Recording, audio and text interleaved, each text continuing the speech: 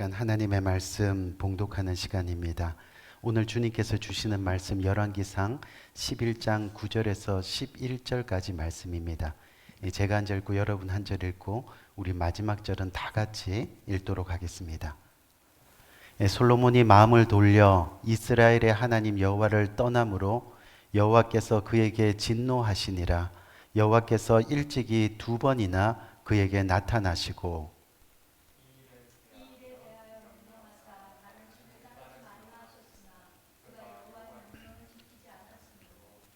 여호와께서 솔로몬에게 말씀하시되 내게 이러한 일이 있었고 또 내가 내 언약과 내가 내게 명령한 법도를 지키지 아니하였으니 내가 반드시 이 나라를 내게서 빼앗아 내 신하에게 주리라. 아멘. 아멘. 오늘은 변해버린 마음, 하나님을 떠난 마음이라는 제목으로 함께 은혜와 도전을 나누는 시간을 가집니다. 오늘 본문은 이 솔로몬 왕 이야기입니다. 그리고 오늘 본문에 나오는 솔로몬 왕을 통해서 우리가 얻을 수 있는 신앙의 교훈을 한번 생각해 보고자 합니다. 우리가 잘 아는 대로 솔로몬 왕에게는 배울 점이 참 많이 있었습니다. 이 솔로몬이 왕 위에 오른 뒤에 하나님의 뜻을 알기 위해서 그리고 하나님의 응답을 기다리기 위해서 했던 첫 번째 일이 뭐였죠? 바로 하나님께 1000번의 예배를 드렸습니다.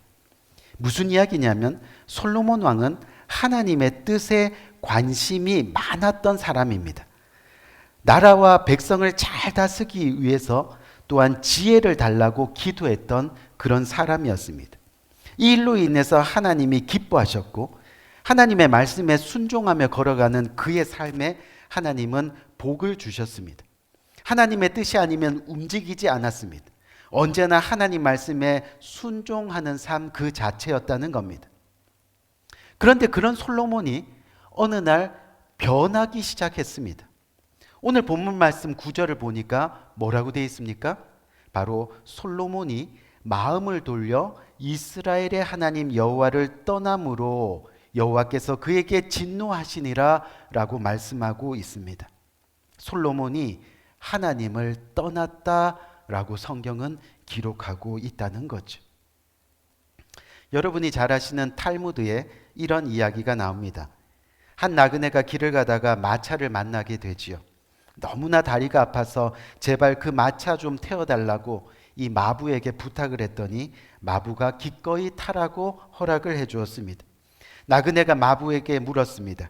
여기서 예루살렘까지 얼마나 걸리나요? 이 마부가 대답을 합니다.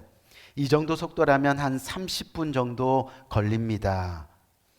나그네는 태워줘서 너무 고맙다고 인사한 후에 잠시 긴장이 풀려서 그런지 잠이 들었습니다.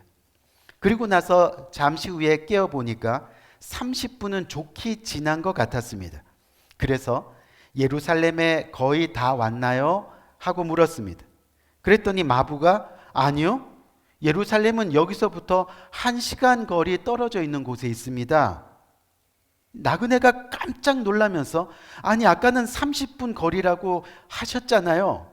그랬더니 마부가 이 마차는 예루살렘 반대 방향으로 가는 마차였습니다. 라고 그렇게 이야기하더라는 거죠. 그 나그네는 예루살렘까지 얼마나 걸리는지에 대해서 묻기는 했지만 정작 자신이 어디까지 가는지 그 목적지를 말하지 않았던 겁니다. 우리 사랑하는 성도님들, 무슨 이야기입니까? 우리 인생도 마찬가지로 인생의 방향, 즉 목적지가 중요합니다. 아무 생각 없이 무조건 열심히 사는 게 중요한 게 아니라는 겁니다. 어렴풋이나마 십자가, 회개, 구원, 천국을 생각하지만 천국과 반대되는 방향으로 인생을 살아가서는 안 된다는 그런 이야기입니다. 오늘 본문에서 이 솔로몬이 하나님을 떠났다고 말씀합니다. 그런데 어떻게 떠났냐 하면 마음을 돌려라고 그렇게 이야기합니다. 마음을 돌려서 하나님 여호와를 떠났다라고 말하고 있습니다. 인생의 목적, 인생의 방향이 바뀐 겁니다. 우리가 잘 아는 대로 솔로몬은 다윗의 뒤를 이어서 이스라엘의 왕이 되었습니다.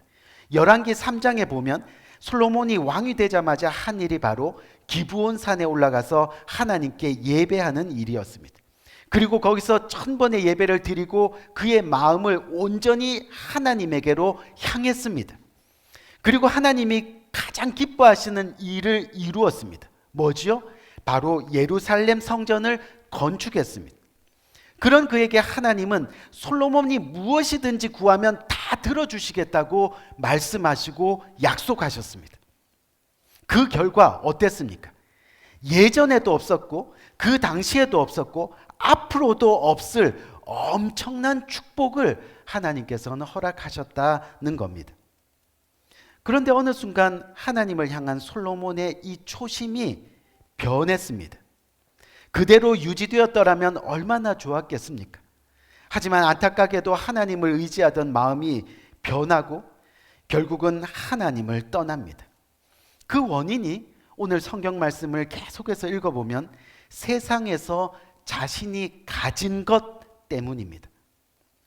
전에는 모든 것이 하나님의 은혜였는데 지금은 내 힘으로 내 능력으로 가진 것이 되었습니다. 그래서 모든 것이 내 것이 되었습니다. 모든 것이 내 은혜가 되었다는 겁니다. 여기서 우리는 분명한 사실 하나를 기억해야 됩니다. 솔로몬뿐만 아니라 우리도 얼마든지 마음을 돌려 하나님을 버리고 떠날 수 있다는 사실입니다. 이것이 정말 무서운 일이라는 것을 우리는 오늘 말씀을 통해서 깨달아야 한다는 거죠. 이 한국교회가 지금 고령화되고 있습니다. 그래서 고령화되는 것을 걱정하고 염려하는 사람들이 많습니다. 물론 젊은이들이 하나님을 믿지 않으니까 이 교회의 젊은 청년들이 사라져가는 것을 걱정하고 그래서 기도하는 것은 맞습니다. 하지만 역으로 생각해 보면 지금 한국 교회를 그나마 끝까지 지키는 사람들, 그 사람들이 어떤 사람들이냐는 거죠. 하나님을 처음 믿었던 그 초심, 그 처음 마음을 그대로 지키며 지금까지 신앙생활하는 그런 반석 같은 분들이라는 겁니다. 이번에 제가 한국에 갔을 때 고향교회에서 저를 초대해 주셔서 말씀을 전할 기회가 있었는데 제가 어린 시절에 계셨던 분들 거의 대부분의 어르신들이 그대로 계시는 겁니다. 연세가 70, 80, 90이 되셨는데도 변함없이 그 예배실을 지키고 계시는 겁니다. 그것도 앞자리에 앉아서 예배를 드리고 계시는 거예요. 가운데 자리에는 권사님들이 또 양 옆자리에는 장로님들이 예배 때마다 목청을 높여 찬양하고 말씀 들을 때마다 아멘으로 화답하고 그 긴 세월을 완전히 방향을 맞춰서 그렇게 하나님과 동행하고 있더라는 겁니다. 그 강남에서 많은 것을 누리는 분들이 말입니다. 여전히 겸손하게 하나님을 섬깁니다. 그 모습이 얼마나 은혜롭고 이 감동스러운지. 우리 사랑하는 성도님들, 때로는 찬양의 은혜가 없어요. 말씀의 은혜가 없어요. 교회의 은혜가 없어요. 가끔씩 우리들이 이렇게 생각하고 말할 때가 있습니다. 하지만 먼저는 우리의 마음입니다. 먼저는 우리의 방향입니다. 먼저는 우리의 목적입니다. 우리의 마음이 지금 어떤 상태에 있느냐 하는 것을 묻는 겁니다. 우리의 마음이 여전히 하나님을 바라보고 하나님을 갈망하고 또 하나님을 찾는다면 우리가 정말 사막 한가운데 예배를 드린다 하더라도 은혜가 넘치는 겁니다. 심지어 실패 자리에 홀로 남겨져 있다 하더라도 또 죽음 앞에서 두려움에 떠는 상황이 와도 예수님 사랑합니다. 그 한마디의 찬양 고백으로도 우리의 삶은 은혜가 넘쳐나게 될 수 있다는 겁니다. 찬양의 은혜가 없는 것이 아닙니다. 말씀의 은혜가 없는 것이 아닙니다. 교회의 은혜가 없는 것이 아닙니다. 우리의 마음의 은혜가 없기 때문입니다.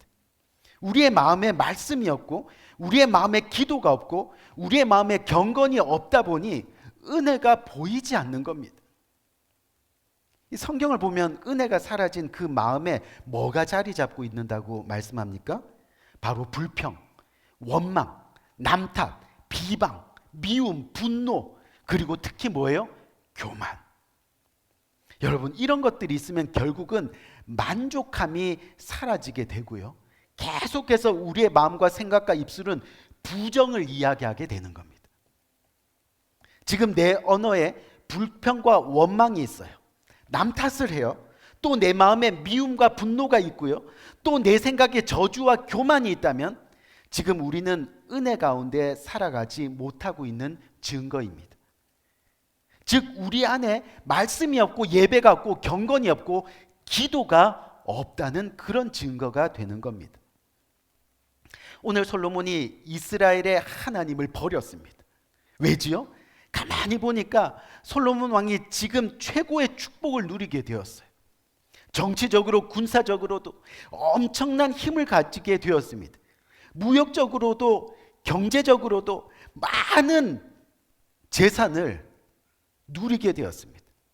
여러분, 성경을 보니까요, 이 솔로몬이 얼마나 많은 것을 누리게 되었느냐 하면 금이 너무너무 많아서 솔로몬 성 안에 있는 대부분의 것들이 다 금으로 만들어졌어요.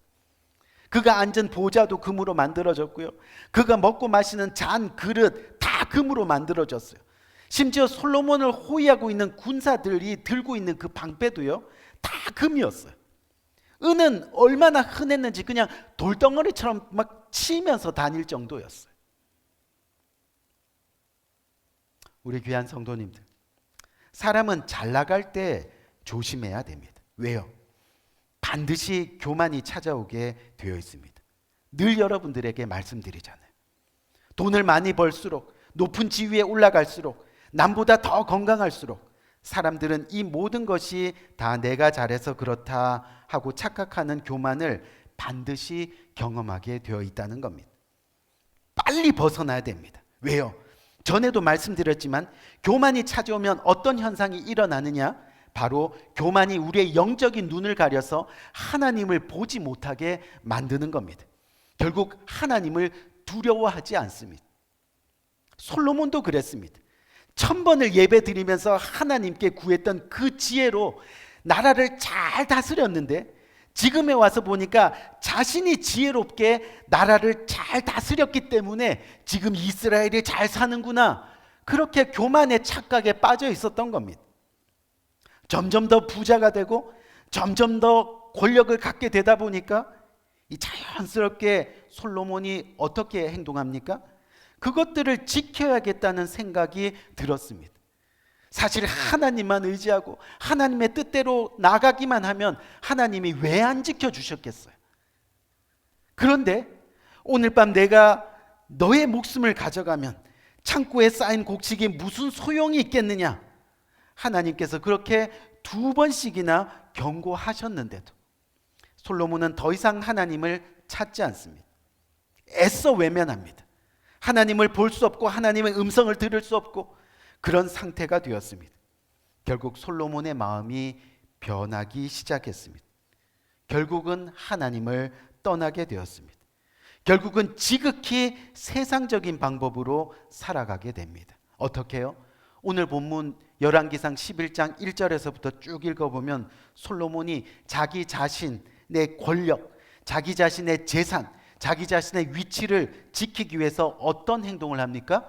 바로 이 이스라엘 사방에 있는 이방 국가들의 공주들을 아내로 삼는 정략 결혼의 방법을 택하게 됩니다. 또 더 나가서는 많은 이방 여인들을 첩으로 맞이하게 됩니다. 성경에 보니까 700여 명의 공주들, 그것도 모자라서 300여 명의 첩들. 결국 어떻게 되었어요? 오늘 본문 말씀 열왕기상 11장의 앞에 있는 4절 말씀을 한번 봅시다.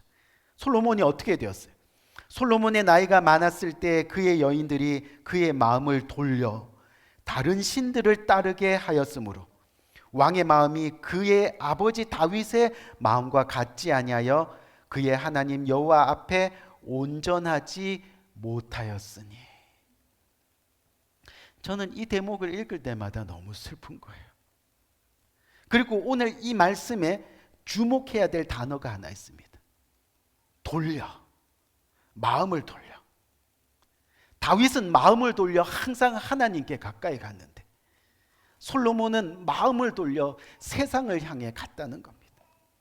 이방 연인들이 이스라엘로 시집와서 하나님을 믿게 되었으면 그나마 다행일 텐데, 오늘 성경에 비추어 봐도 그럴 가능성이 전혀 보이지 않습니다.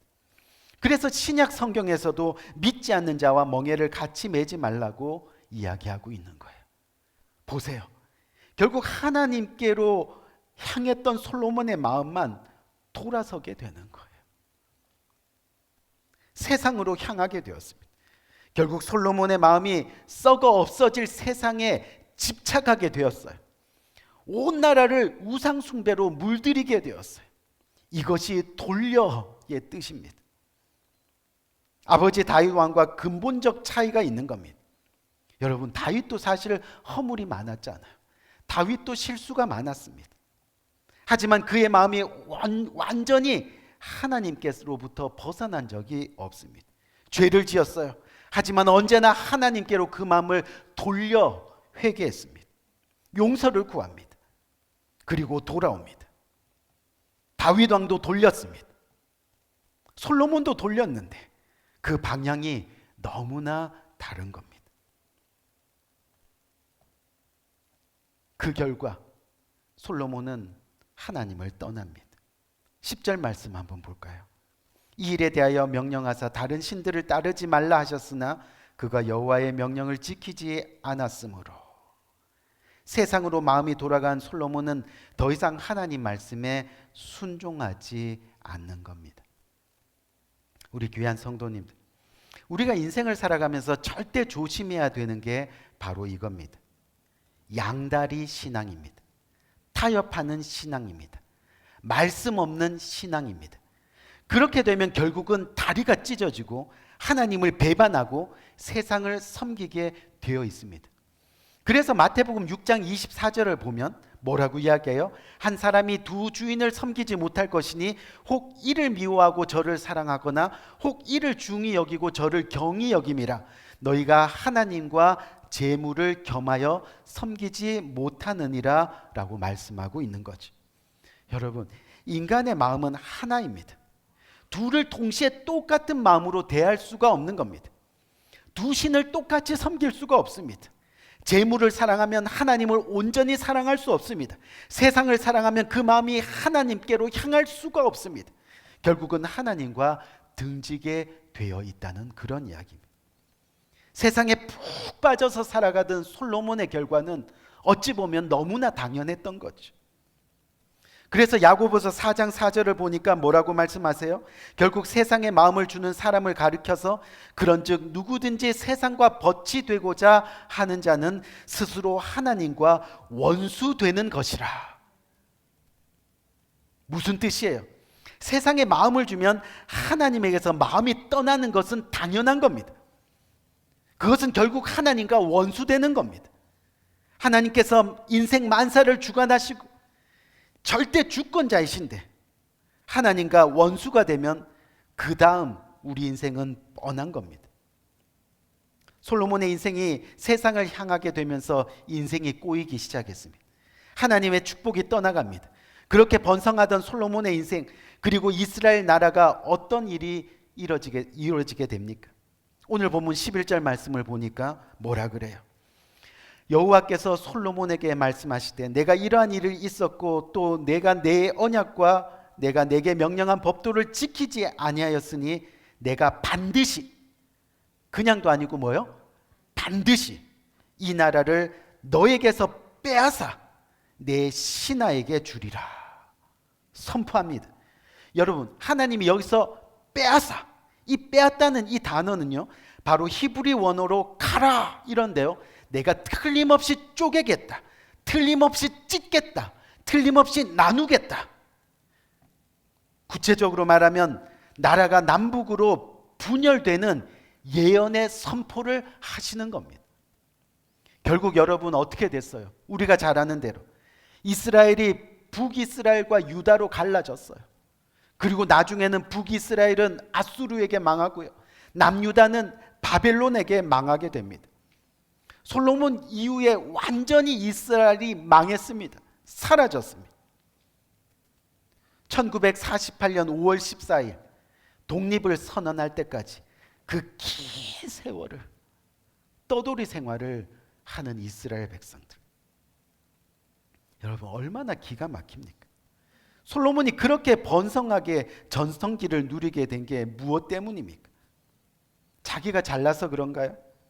그의 모든 부귀영화 그리고 그의 모든 지혜조차 오직 하나님의 은혜였던 것을 우리는 알고 있잖아요. 솔로몬도 알았을 겁니다.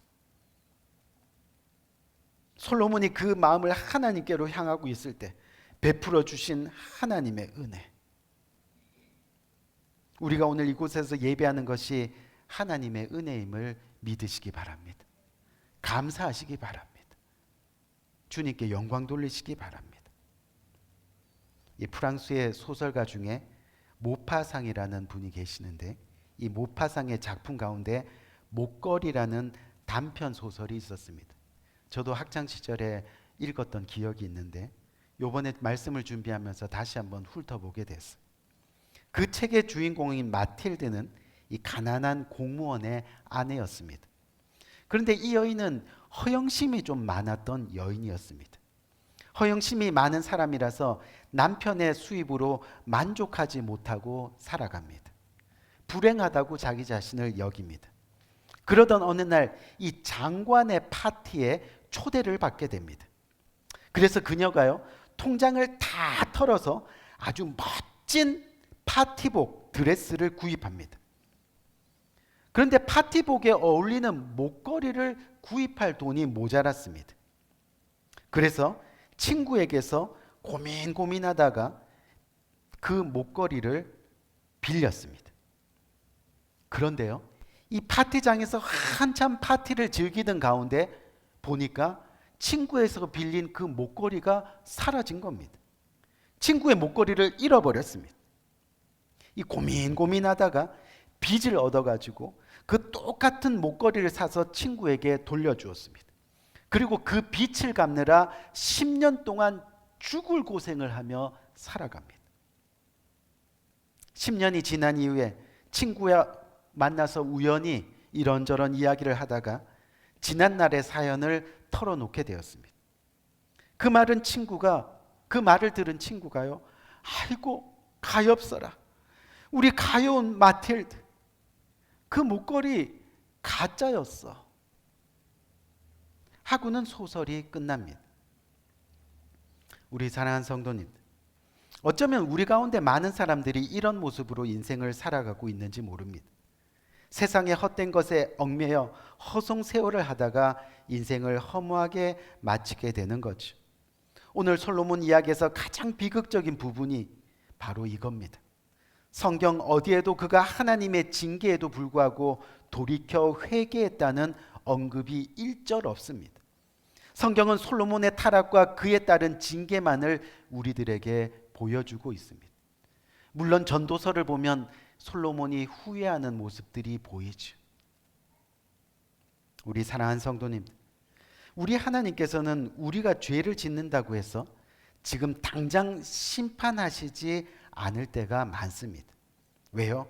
오히려 솔로몬에게 하셨던 것처럼 돌아와 회개할 수 있도록 말씀을 통해서 우리에게 기회를 계속해서 주시는 겁니다. 제발 돌아오라고, 제발 돌아오라고.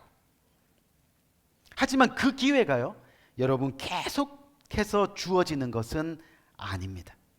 가장 비극은 그렇게 하나님을 모른 채 우리 인생의 소설이 끝날 수도 있다는 겁니다. 너 그거 가짜였어. 너 인생 그거 가짜였어. 하나님 없는 인생 가짜였어.